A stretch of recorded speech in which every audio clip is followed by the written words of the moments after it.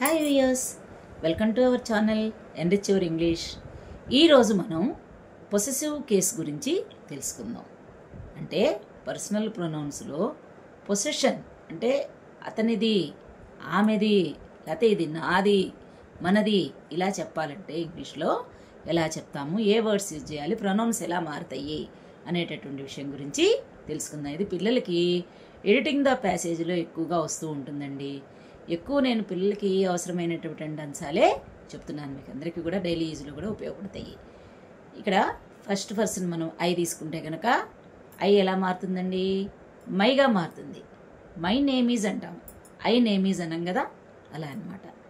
Next వి అయితే కనుక ఎట్లా మారుతుంది? అవర్ అవుతుందండి. యు యువర్ అవుతుంది. హీ హిజ్గా మారుతుంది. షీ హర్గా మారుతుంది.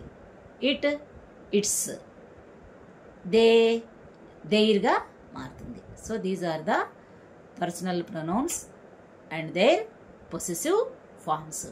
మనం సెంటెన్స్ కన్స్ట్రక్షన్ చేయాలన్నా, ఎక్కడా గ్రామర్లో మిస్టేక్స్ లేకుండా మనం ఏదైనా ఒక కంపోజిషన్ రాయాలన్నా ఇవన్నీ వస్తేనే మనం ఖచ్చితంగా లాంగ్వేజ్ అనేటటువంటిది చక్కగా రాయగలుగుతామండి. వీటన్నిటిని మనం డెవలప్ చేసుకుందామా? మీకు ఈ వీడియో నచ్చినట్లయితే please like, share and subscribe my channel. Bye bye.